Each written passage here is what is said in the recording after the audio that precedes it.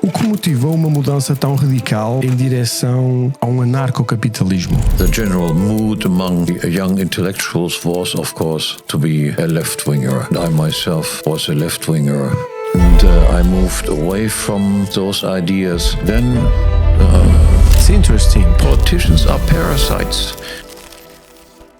A privately funded police will be better than a police that is funded by taxes. It's a Ponzi scheme, right? It's a Ponzi scheme, yeah. That should be abolished. Never thought about that. I mean, imagine the Chinese would have rockets stationed in Mexico. What would the Americans have done in that case? They would have immediately attacked Mexico. When you visit communist countries, everything is like destroyed. Yes, private slavery is, of course, far more efficient than public slavery. Olá pips, daqui Guru McBillens, bem-vindos ao meu podcast. O meu objetivo aqui é partilhar informação, abrir mentes para que as pessoas possam melhorar a sua forma de ver o mundo e possam ouvir outras ideias e se calhar lutar contra a censura. Por um lado invisto tempo, invisto dinheiro e faço exclusivamente em língua portuguesa porque é a língua do povo que me viu nascer. Por outro lado, tu podes investir também no canal. Subscreve o canal, dá um like no canal, o comentário também ajuda sempre a chegarmos ao máximo de pessoas. Partilha com amigos, pessoas que acham que possam usufruir desta mensagem e também ativa as notificações, já agora. Ajudem-me a curar alguns zombies. Let's go, Kitty Pério! E agora, o podcast.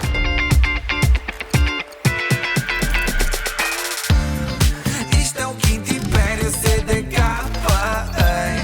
Diz-me se sabes qual é o filme. Fico sempre à espera de ser quarta-feira para poder ver o nosso Mike Billion. Can I call you Professor Hoppe? Is Yes, okay? that's okay. Perfect. Yeah. Muito bem, professor Hoppe. É um prazer tê-lo aqui. Sou um fã do trabalho do professor. Principalmente já li 2 livros do professor e achei inovador. E eu gostava que a minha audiência também tivesse a oportunidade de ouvir em primeira mão e desenvolver interesse para poder também conhecer melhor o trabalho do professor. I hope that they will be becoming interested in my work. Exactly. Yes, and I know, of course, that some of my things has already been translated into Portuguese. So I hope lots of people will buy my translated books after this conversation. Ok, very good. Começou influenciado pelo marxismo, pelo que eu li. O que motivou uma mudança tão radical em direção a um anarcocapitalismo? I should say a few words about my growing up in Germany.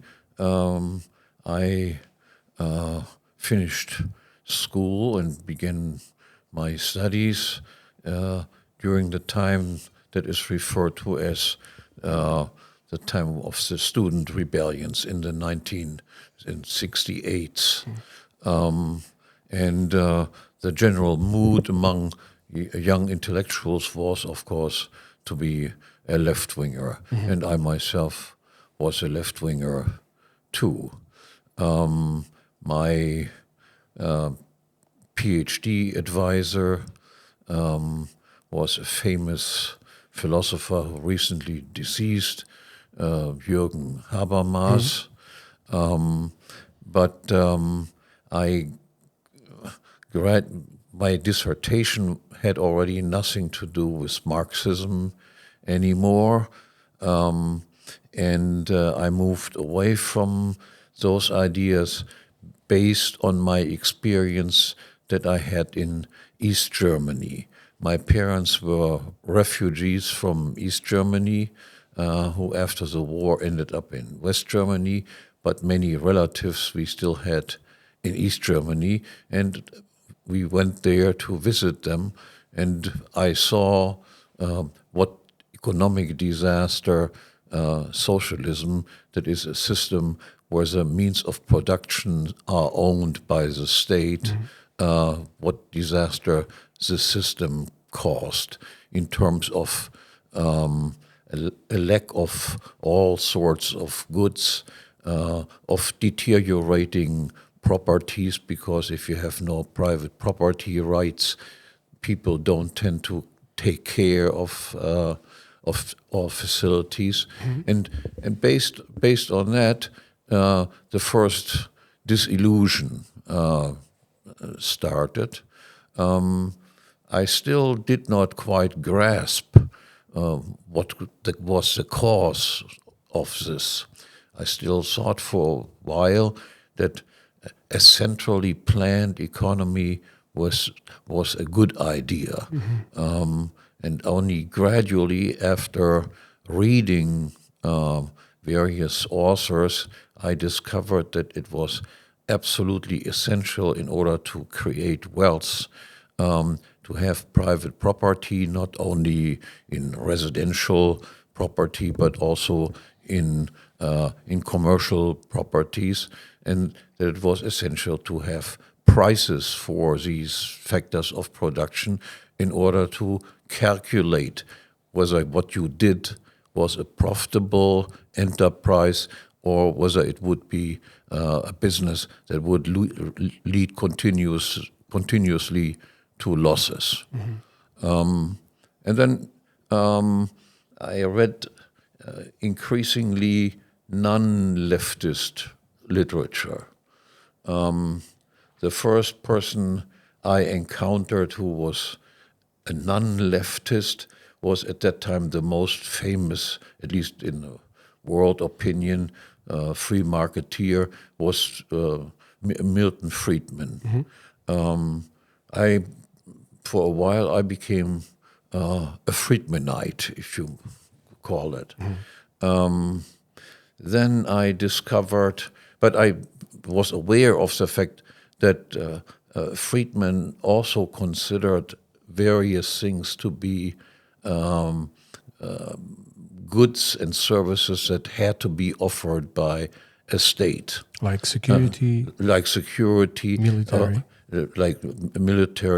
The justice, the justice system, and very importantly, also money. So he thought that a central bank was an important institution. Then I discovered, so I became what you might say a minimal state type person. Then I discovered Friedrich Hayek. His position was similar. I gained the impression that Hayek was the more educated, well-rounded thinker than Friedman, but he made even more compromises in terms of what states should do and could do. And then through Hayek, in footnotes that I discovered in Hayek's work, I discovered Ludwig von Mises. And Ludwig von Mises was the most consistent minimal state person. He, for instance, yes, again, like Friedman and also Hayek, he thought it was important that military and judicial services would be supplied by the government. But he objected, for instance, to the idea of a central bank.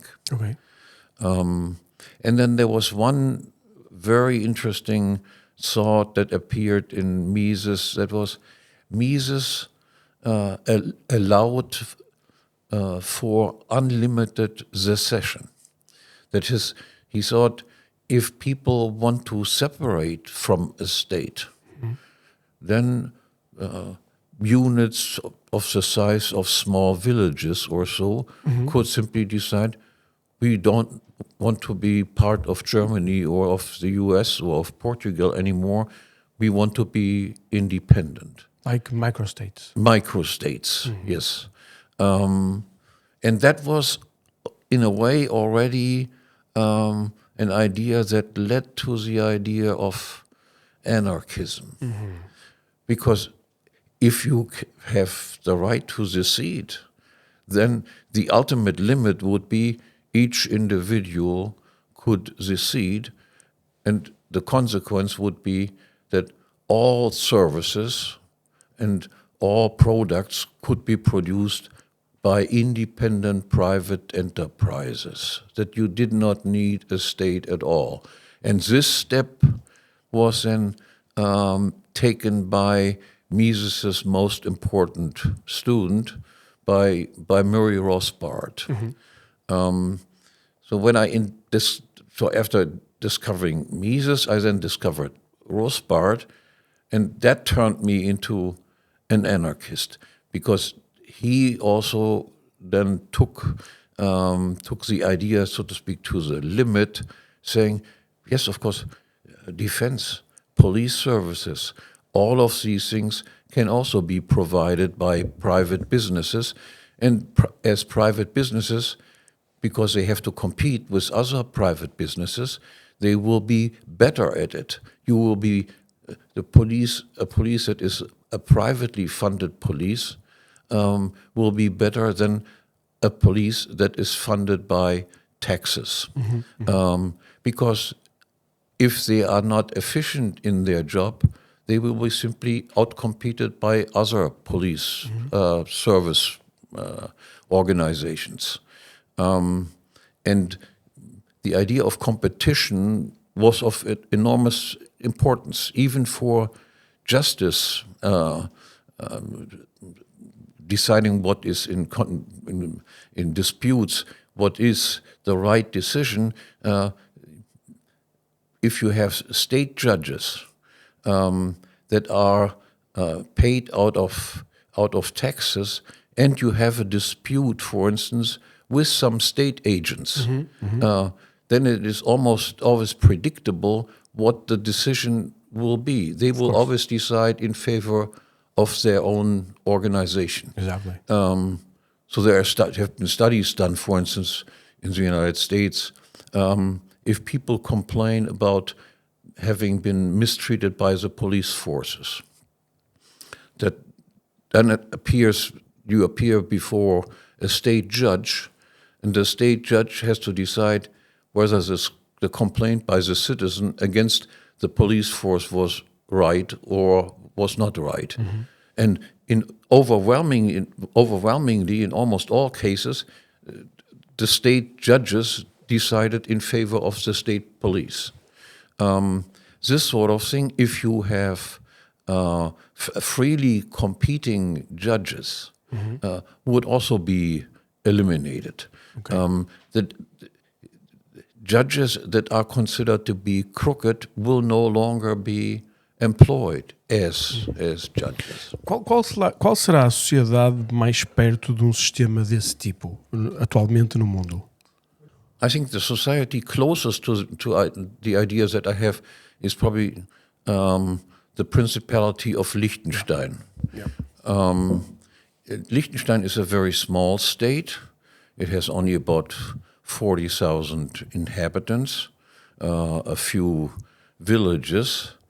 It has some democratic elements, and it has a monarchical element. It has a fürst that is almost like a monarch. The monarch is not himself paid out of taxes. He lives off his own income. He has businesses. He supports, to a certain extent, the citizens of the place. He can be removed if a huge majority of the population decides that they want to get rid of him. They can do this. And very importantly, he does allow secession, even from this small place that Liechtenstein itself is. Every village in Liechtenstein has a right to secede, become either part of Austria or part of Switzerland, which are the neighboring countries, or become an independent entity. No such attempt has been undertaken, as far as I know. People are happy. They're happy, yeah. Because the advantage of these small states is also that if they mistreat their citizens, it is easy to escape from them. You simply move away. On the other hand, imagine that you have a world state that has uniform rules throughout the entire world. You cannot vote with your feet anymore. Wherever you go, the same rules apply. You might still move because the weather is nicer at one place than another and so forth. But as far as taxation and regulations are concerned, they are the same everywhere. That's why I have always, for instance, advocated, instead of having some institution like the European Community, which continuously tries to harmonize all rules throughout Europe and eliminate the competition that exists between states. Instead of such a system, I always thought if you would have a Europe made up of 1,000 Liechtensteins, you would have far more competition, and each individual state has very limited powers because they realize if my taxation is much higher than the neighboring place, they will move. Similar to Switzerland, no? But even in a more extreme version than Switzerland. There's the success of Switzerland as compared with the European Union, for instance, is more decentralized. There still exists competition between the various cantons. There's even movement from cantons that are high tax cantons to low tax cantons. But the tendency there is also towards centralization. So more and more power from the cantons have been taken away and delegated to the central government. And of course, there is also the attempt now by some politicians in the central government of Switzerland to join the EU, because for them, for the politicians who are paid out of taxes and so forth, the EU offers certain advantages, namely there are higher salaries paid, there are more conferences held internationally, and they get more travel opportunities and can feel themselves more important because they are not just important people in small Switzerland or in a small canton, but they are now all of a sudden important people in Brussels or in the world, and then even beyond Brussels in international organizations. And so the forth. Incentives of the politicians is to centralize. Yes. I mean, you have to see, if you have an organization like a state that is characterized by, first, you have the right to tax. Second, you have the right in any type of conflict. You are the one who decides who is right and wrong. Not you directly, but somebody employed by the same company, so to speak. And thirdly, you are in charge of a bank that can create paper money out of nothing. A lot of power. So, and of course, imagine that if you are the head of the central bank, what would you do? Of course, you will print more money. Inevitable. And you will also find out that you have far more friends than you ever thought before that you had friends. Because they all realize you have the magic wand. And they come to you and say, look, you can buy yourself a Mercedes, a BMW, but I'm your buddy. Why don't you help me to do that too? All major companies realize, of course, it would be good to make friends with the powerful people in government. Of course. They will not only print continuously more money, they will also continuously try to raise taxes. They also try to just enlarge the governmental apparatus. Exactly. So everybody likes to. I have only one secretary, but I could also have two secretaries, and then an undersecretary to my first secretary, and so forth.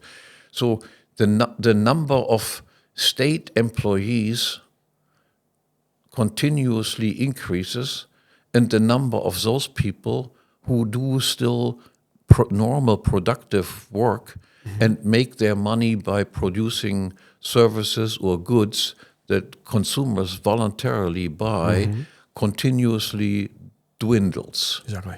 Which, of course, in the long run causes enormous problems. As soon as you have the majority of the people being employed by the state or being dependent on the state, for instance, all retired people in the meantime are dependent on the state because of that pension system that exists in practically all European countries and also in the United States. It is not that people accumulate resources during their lifetime and then when they are old live off their investments. Exactly. But it is those people who are retired get paid out of taxes imposed on those people still working. And if that gets out of whack, out of balance, then it becomes almost impossible to continue the level of payment to retired people. Yeah. And in many European countries, we have reached precisely this point. When this type of system was introduced in Germany in the late 19th century, the life expectancy of people was somehow below 60. And you were only entitled to get a pension once you were above 60. So you had plenty of people who would pay in and very few people who would take out. In the meantime, this entire system does no longer work. You have a huge amount of people who are retired and an ever smaller basis of people who actually pay into the system. People don't have the number of people that or the birth rates in all Western countries has dramatically declined. I'm sure that it's in Portugal the same as below for the natives is below 1 for sure. Yeah. And I think in Germany it needs to be 2.1, something like that, to replace. And in all European countries, it is significantly below replacement level. And in order to rescue the system, the politicians then came up with that grandiose idea: we have to just import lots of people, young people, from other places. That's the story of Portugal. Yeah. But unfortunately, many of these people don't work at all. So it is not a solution to this problem. Has in fact increased other problems like crime rates and so forth. E também, se calhar, mesmo os que trabalham, eles vêm para funções de baixa produtividade também, não é? They are not like scientists or PhDs. No. I mean, you just have to look where most of them come from. Exactly. And in some places, the situation is even worse. In cases like Germany, most of these people are not even allowed to work for a while. So they receive subsidies, and only after a number of years do they get the permit to work. And if they then work, they work in low-skilled jobs and are not great contributors to that pension fund. Yeah. So, of course, this entire pension-type system that we have in the Western world is a Ponzi scheme, right? It's a Ponzi scheme, yeah. That should be abolished. It should be a capital-based more similar to the US. But even you say the U.S. is, in my view, very frequently presented in a way as if that is very different from what we have in Europe. Not completely different. And it is. They lag behind the development in European countries a little bit, but not all that much. The tendency is exactly the same. The tendency is in the United States also the same one that I mentioned about Switzerland. That is centralization. Yeah. So initially, the individual states in the United States had significant powers as compared to the power that was invested in the central state. And that has been diminished in the course of time, just as it has been done in Switzerland also. And you do have, of course, extensive welfare programs in the United States as well. That's true. So when I moved to the United States in the 1980s, I first thought, the United States, that is, so to speak, capitalism pure. But it didn't take very long in order to recognize, no, this is they do exactly the same Ponzi schemes at other places, except they are 10 years behind. Exactly. Yeah. I visited China for 15 years straight besides COVID. And what I feel is that is a system that looks more, in some sort of way, more capitalist. For instance, the pension system is like, I would say, 30 years behind the European, for instance. So people look to China and say China is a communist state. But normally when I go there, I find it's controlled, of course. It's not like you don't have the full set of freedoms, but the competition between the people and people need to take care of themselves is stronger than Europe for sure. Yes. I agree with that. I think the family plays an enormously important role in China, more so than that is the case in Europe in the meantime. That might have well been different in the previous centuries in Europe too. But if you have a very elaborate welfare state system that leads also to destroying family solidarity. Coming back to the pension system, the original idea, or the idea that was a dominant idea for hundreds of years, was, of course, parents take care of their kids when the kids are young, and then the kids take care of their parents once the parents are old and can no longer take care of themselves. So the welfare, taking care of other people in need, was considered to be a family affair. And I think to this extent, this is still to a certain extent true for places like China. Whereas for cases like Europe, again, there are differences between different countries, of course. But this idea has diminished completely. That is, it is no longer considered to be the obligation of children to take care of their parents that have grown old and are incapable. No, this is considered to be the task that the state has to overtake. Interesting. Desculpa interromper esta incrível emissão, mas se tens o bebê na tua vida, é imperativo que ele use um destes e diga obrigado, mãe. Também temos babetes e todas as vendas destes produtos serão doadas a instituições que cuidam das mães e dos bebés. Podes encontrar o link na descrição. Let's go! Esses estados que ficam cada vez mais centralizados e grandes, não é? Estão a tentar sobreviver. O que é que pensa que vai acontecer durante as próximas décadas? I think that the process of centralization continues even on a worldwide scale, and there is a fight against this tendency as well.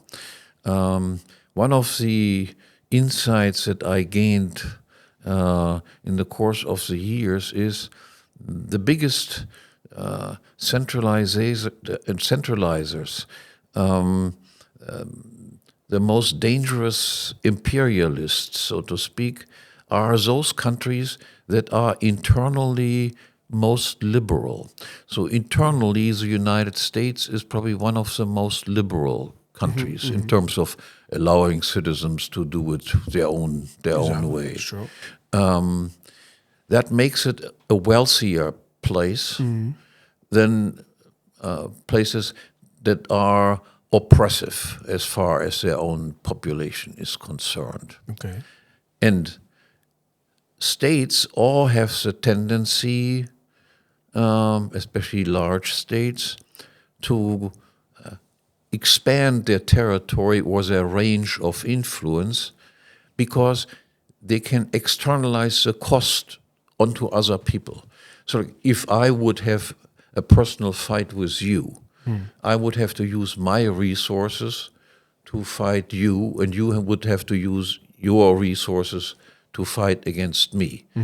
On the other hand, if I can tax people and externalize the cost of conducting war, then I tend to be more warlike. So states are in general more warlike because the costs are don't have to be paid only by those people who start the war. You are socializing war.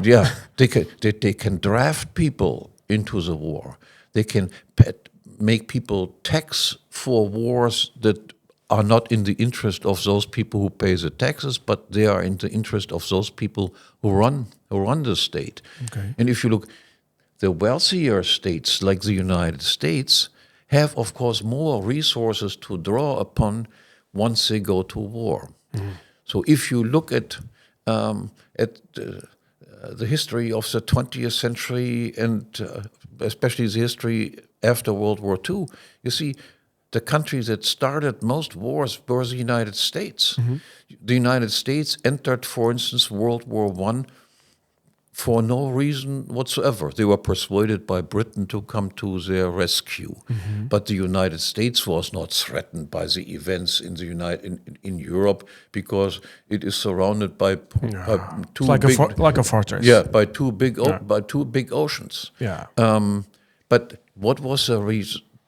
So they had no good reason to get involved in the European wars, but they did. They were decisive in terms of the outcome of the war. So what was the outcome of the war? The outcome of the war was, on the one hand, in Europe, you had fascism and communism rising. Then they got involved in World War II, again, for no particular reason. I mean, Hitler did not have the plan to attack the United States or anything like this. He had other plans. What was the outcome of the United States in getting involved in World War II? It was that half of Europe turned to communism. And it established the United States as a supreme international power. Most of Western Europe became vassal states of the United States. Just look at the military bases that the United States has. Yeah, it's unbelievable. Every European country has military bases. Yep. So what does that indicate? That indicates that they are rule over these countries to a certain extent. Imagine what the Americans would say if there would be military bases of Germans, Italians, Portuguese spread all over the United States. They would consider this is an insult. That's interesting. So I never thought about that. But does US has any base from other country in their mainland? No, they have. But they have everywhere. I think they have 800 bases around the world. Hundreds of them, all over the place. And if you continue then history from after the Second World War, this expansion has continued and continued. After the collapse of communism in the early 90s and early 1990s, Yep. What the United States did was continuing NATO expansion and encircling Russia almost. So the reason for the outbreak of this war between Russia and Ukraine is not that the Russians were engaged in imperialist adventures. Their economic power it was simply not sufficient to do anything like this. That's true. But it is the United States who expanded NATO first to Poland and Czechoslovakia, and then the Baltic states, and then the decisive step that was too much, so to speak, for the Russians was having rockets stationed right in Ukraine in Like immediately 10 minutes from Moscow, right? Yeah, right. I mean, imagine the Chinese would have rockets stationed in Mexico. What would the Americans have done in that case? They would have immediately attacked Mexico. But eu acredito realmente nisso. Eu acredito que os Estados Unidos é um império, não é? E até certa forma centralizado, não é? Por exemplo, são o único Estado do mundo que cobra impostos a cidadãos em vez de residentes. Yeah. All Americans living abroad, for instance, are still subject to taxation in America when their income exceeds, I think, that they earned outside exceeds about $100,000. Yeah. So the only two stumbling blocks that are still in the way for complete domination are Russia on the one hand and China on the other hand. Okay. You mean like a global state? So the perfect situation for the United States would be, of course, that they would also have a relationship with Russia and China as they have with Portugal and Germany and those places, with military installations in these places. And on top of that, all of these countries using US dollars. Okay. Because then, of course, the power that comes from the fact that you can create money out of thin air would also be expanded to these countries. So that you can see that is, so to speak, the idea promoted by certain groups in the United States. That would be the ultimate goal that we should pursue. And in this scenario, of course, also Israel plays a very important role. Israel is, so to speak, the American bastion in the Middle East, and that in connection with the insight that the American elites are mostly in academia, in politics, in entertainment, and so forth, are Jewish people. That explains this very close relationship that America has with Israel. So the United States, not maybe ruled might be a little bit too said too much, but influenced by Jewish forces. Is responsible also for the current war that we have in the Middle East, and this brings me to another topic, and this is then also one of the cause of this mass immigration that we have experienced. Okay. Because if you look at where do these people come from, they come largely from places where there were wars taking place before, and who were the ones who started most of these wars. Again, it is the United States in conjunction with Israel. Ok. Então imagina um mundo com mais guerras e um mundo mais instável, é isso? There are also forces that, of course, work against this. Ok. I mean, China is in the meantime a formidable rival of the United States. I don't think you can beat China anymore. They are more productive than the United States. Yeah, for sure. If you look at the products that you can buy in the United States, almost all the products are made in China. So China is not a country that can be easily defeated. Even Russia will most likely win this war and will not be defeated. So you will have a multipolar war. Okay. It will be like the Cold War. But in the Cold War, it was at least still clear who was number one. That the United States was clearly number one, and the Soviet Union was on the defense, so to speak. The United States is no longer undisputed number one. Don't you think in the military they are still number one?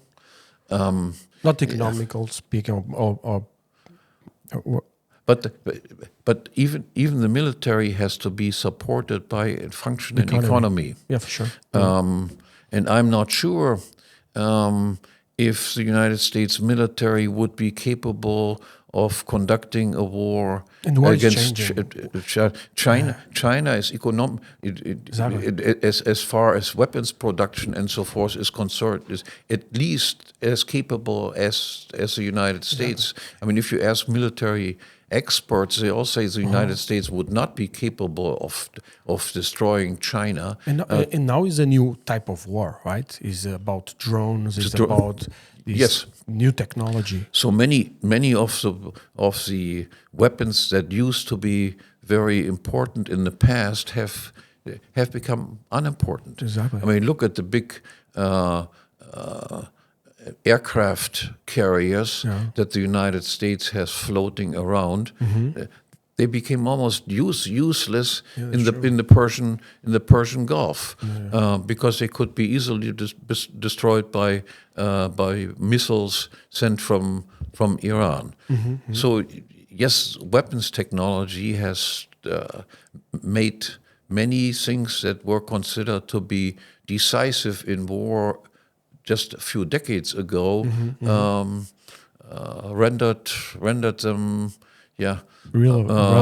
irrelevant, or at least not as relevant as they used to be. Como indivíduos, o que é que nós podemos fazer? That's a tough question.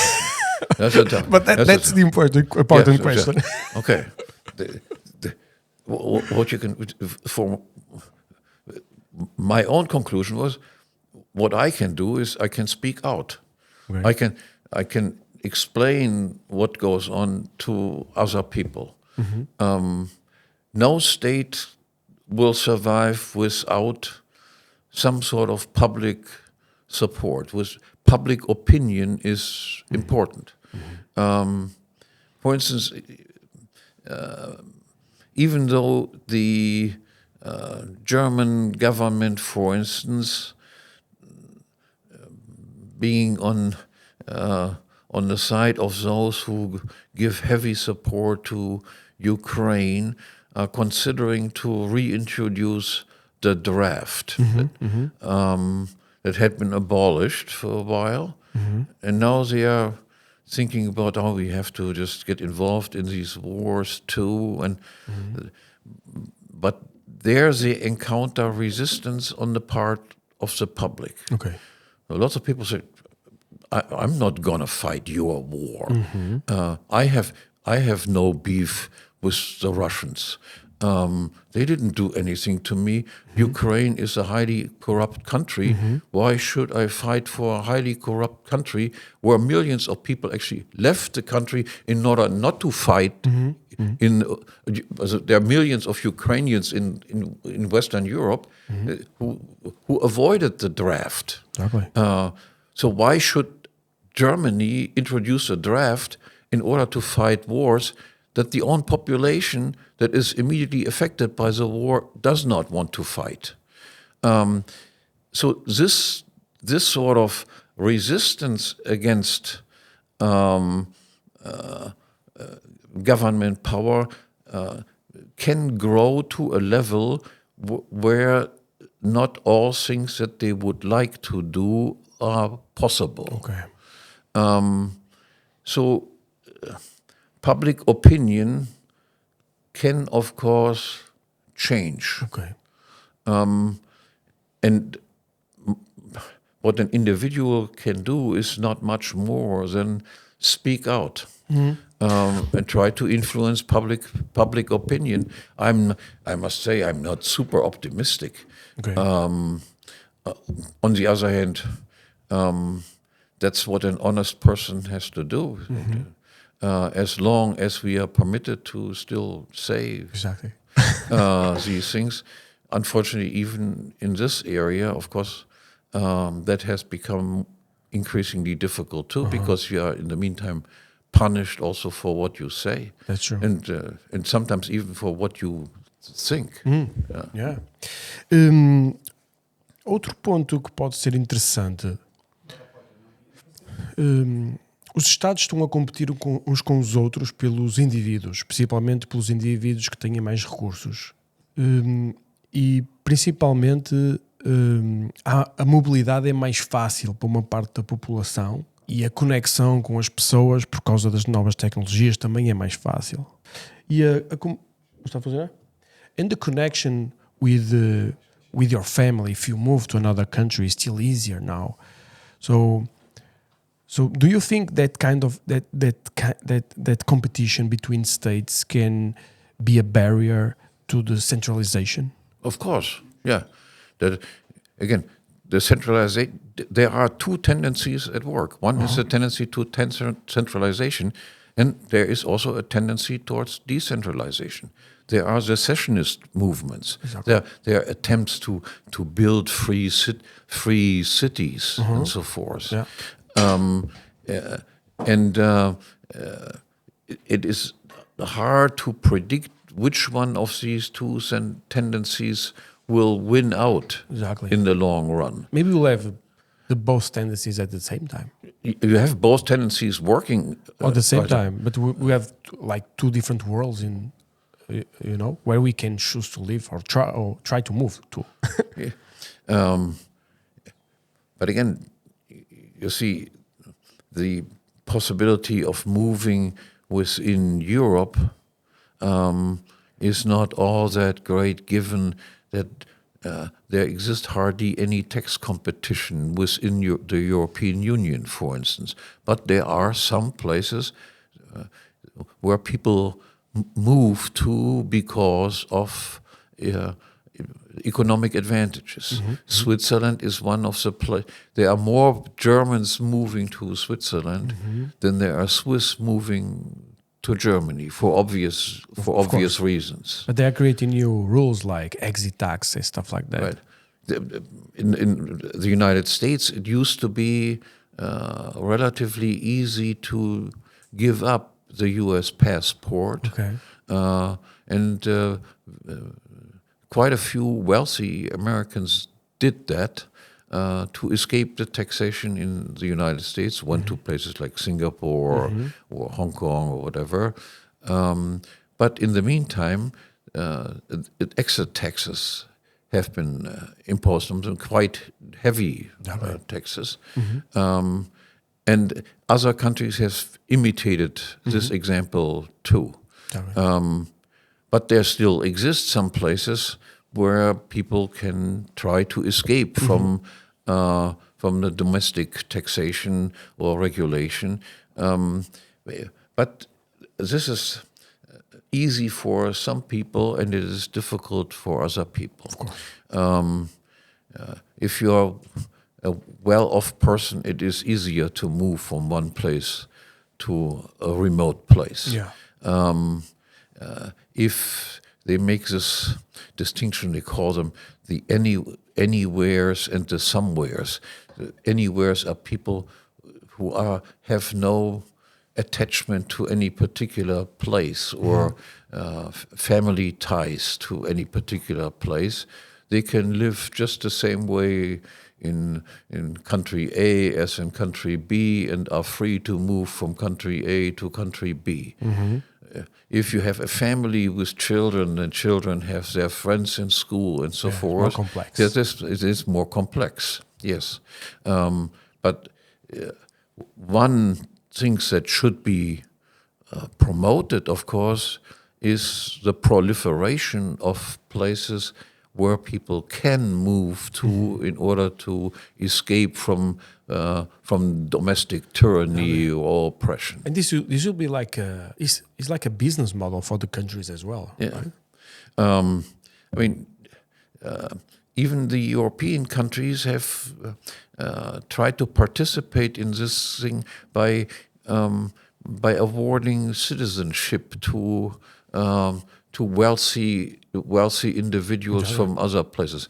I think Portugal for a while was They still do.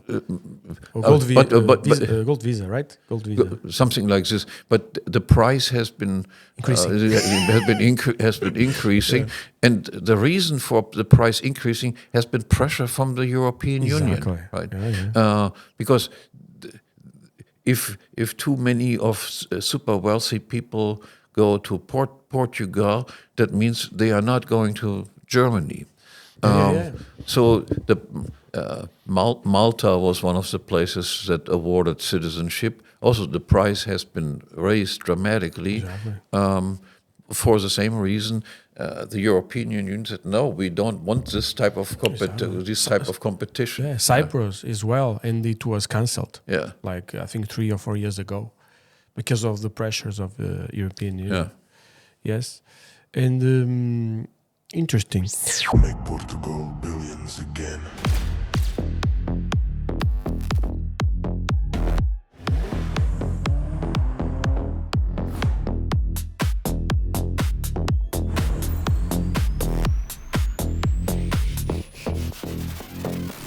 So,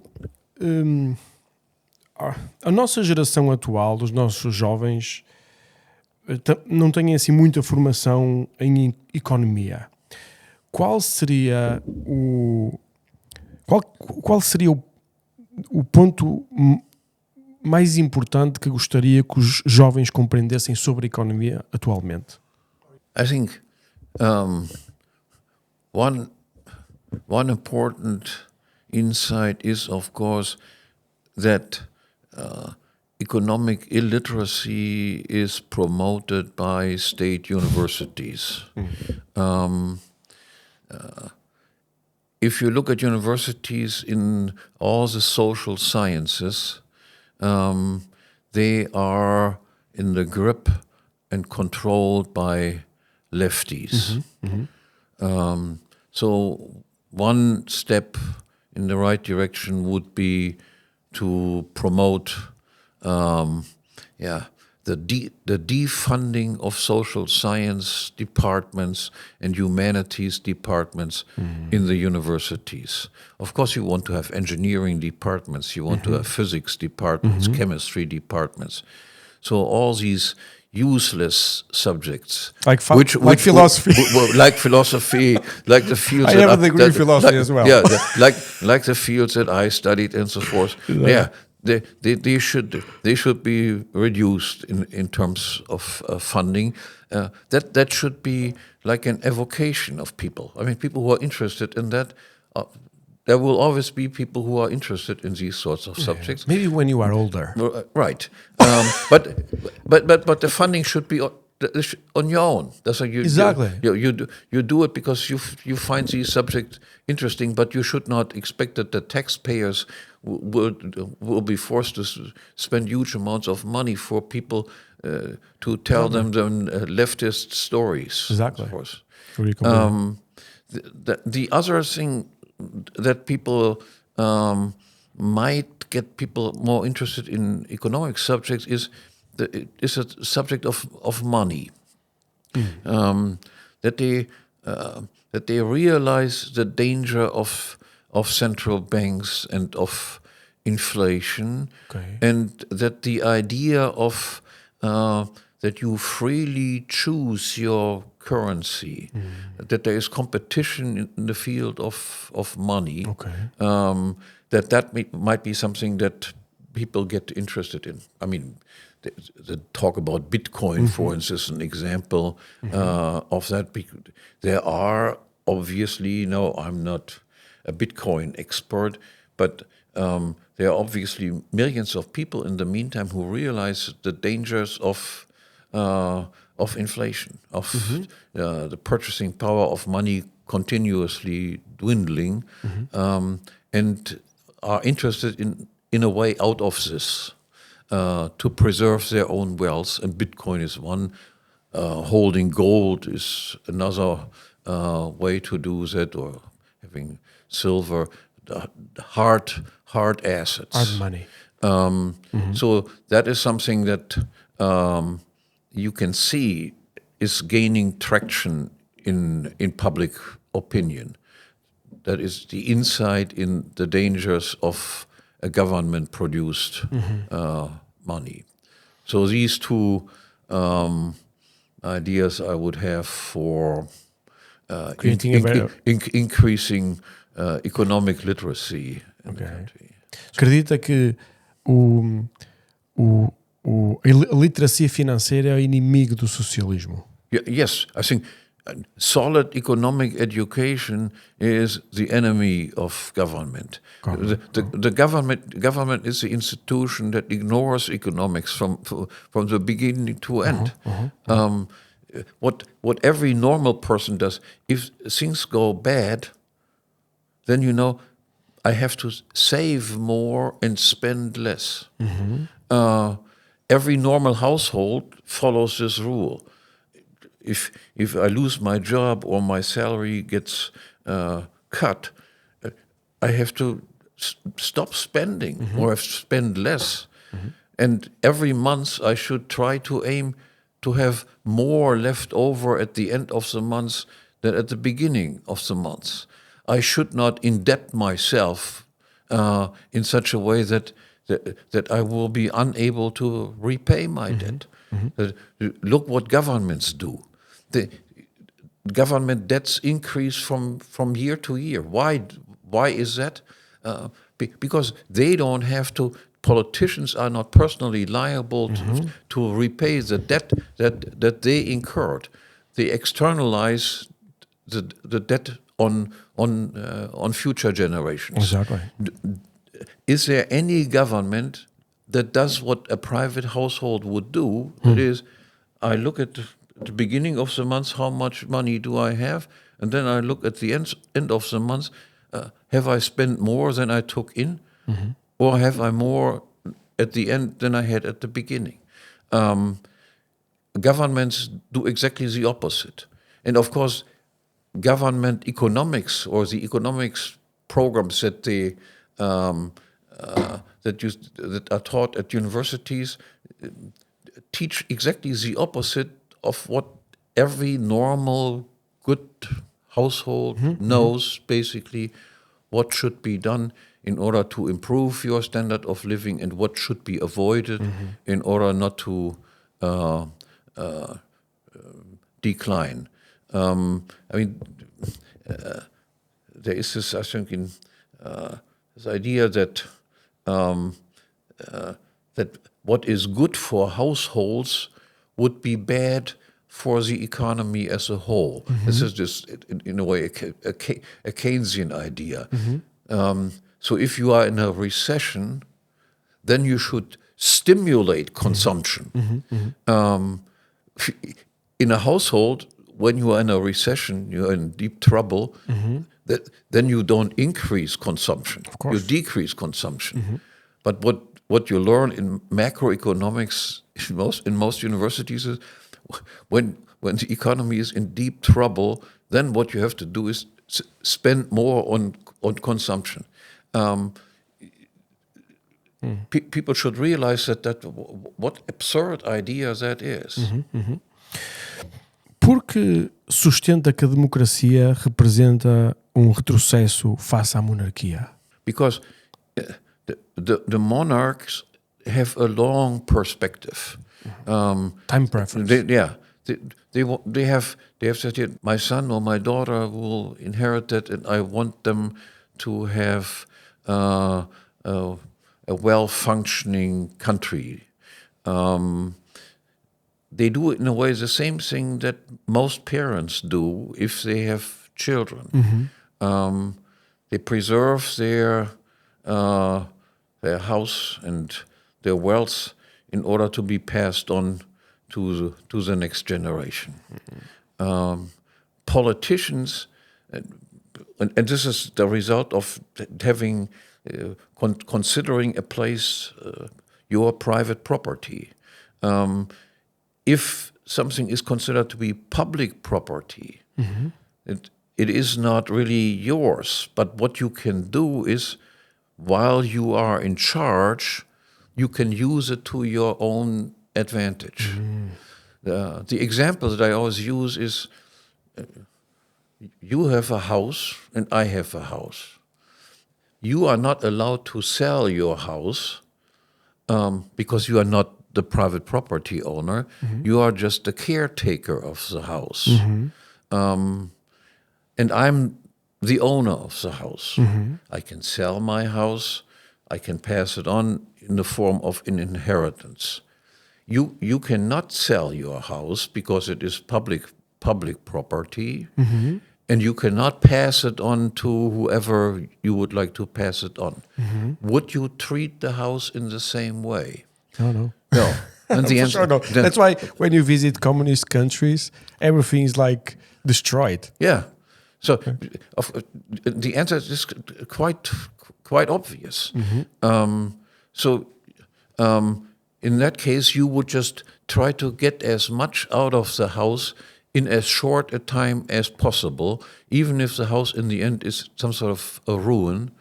Whereas I, as the owner, there might be crazy owners who behave like this too, but that would be the exception of the rule. Of course. Whereas the standard behavior of a person who is just the caretaker would be just the opposite.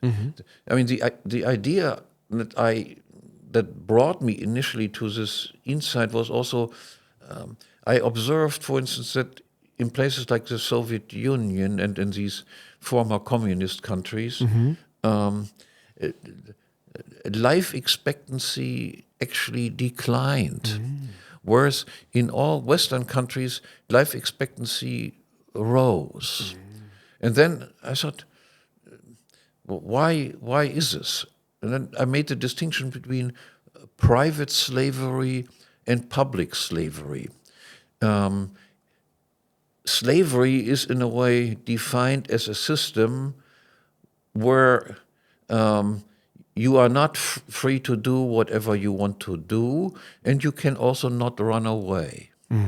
That was Welcome to Europe. But that was even more so the case, of course, in these communist countries, like especially places like East Germany, for instance. So You have walls. you had and everything. walls. Yeah. They had restrictions to immigration. You could not get away, get out of these places. But at the same time, the government could assign you to do this or that. You would do this. You do this. Because of that, they had never unemployment because they wanted these people to work, and told you do this. You could not choose. You did not have the freedom to choose a job that you wanted. You were assigned to certain jobs. So in this sense, it was a system of slavery. But if you compare it with the system of slavery that existed, for instance, in the United States, where you were privately owned slaves. Okay. You could sell. I mean, the slave could also not run away or so forth, but you could sell the slave, and you were interested, of course, in preserving the value of the slave, because just like you take care of your animals because you want to milk the cow as long as it is possible. You don't mistreat your animals because they do you services. So life expectancies of American slaves rose in the same way as life expectancy of free men worked. Whereas Even in slavery, private works better. better. Yeah, that was precisely. I mean, that's how I discovered it. Yes, private slavery is of course far more efficient than public slavery. Yeah. So this is of course not a defense of slavery. Of course. But I think it is an important insight. And there, I mean, ask yourself this: the same example that I gave was the house. You have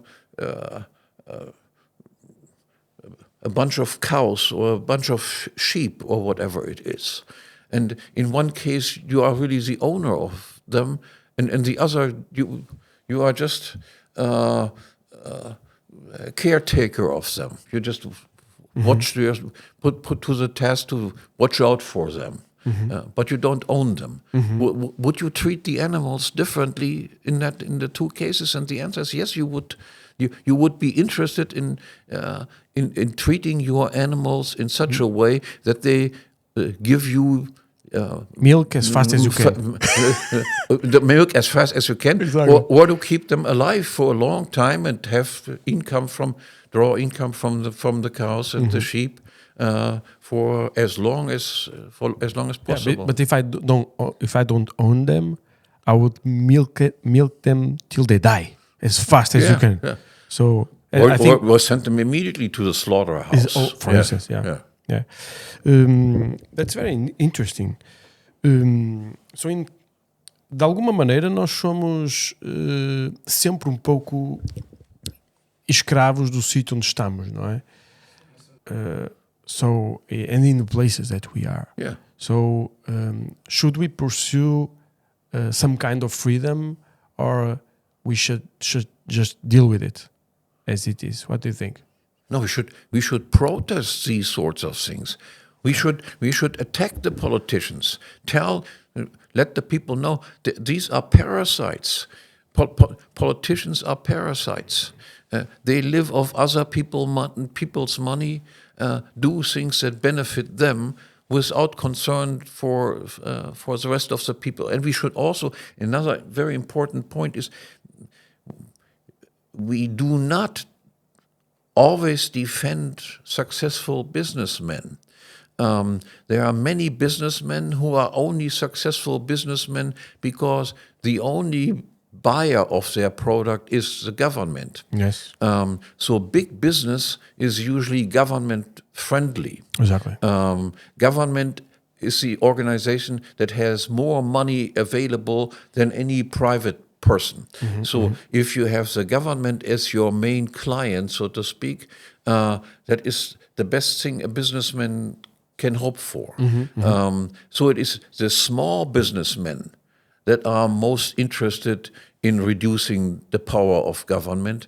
Big businessmen are usually friendly towards government. Yeah. And we have to look at how people got rich. I mean, rich people are frequently hated simply for the fact that they are rich. But we have to learn to make a distinction. How did he become rich? Take a guy like Musk, for instance, who is admired by many people and tremendously. On the other hand, we have to realize that the success of Tesla was largely the success of subsidies that were given for building electric cars. Yeah. what he does now with his SpaceX and so forth, he is the biggest contractor with NASA. So that is not what you would call a huge free market success. So we have to just be careful in our judgment of various wealthy businessmen. Okay. I had, at some point, I've had some relationship with Peter Thiel. He invited me and so forth, and I thought that he was a solid libertarian. He had read my Democracy book and so forth, but it turns out to be not the case at all. I mean, his most successful company is Palantir. Palantir has basically one type of client. It is governments that spy on the citizen. All police organizations, all secret services use Palantir. So it is taxpayer money that has made that company rich. There are other companies, of course, where people get, let's say you have Aldi or Lidl. They're or providing something. service for the consumer and products. They are also enormously rich people. But they are not enormously rich people because government is their main client. Exactly. I mean, government might also buy some cookies from Aldi, but it is not because of that they are rich. No, they serve consumers. Exactly. Whereas there exist plenty of very rich people who became rich only because of their special connection that they had with, I agree. with government. Yeah, that's true, for sure. Professor, thank you very much for your time. Thank you. Muito obrigado por o seu tempo e obrigado pelo insight e a sua experiência. E a minha recomendação é que leiam os livros do professor, porque realmente são conhecimento que nos pode ajudar a evoluir como sociedade e a tentar conquistar um pouco de liberdade. Thank you. And I hope I expressed myself clearly enough and Clear enough. did not go simple. off the main road for too much. Oh, no. Okay. It was amazing. Thank you very much. Thank Perfect. you. Thank you.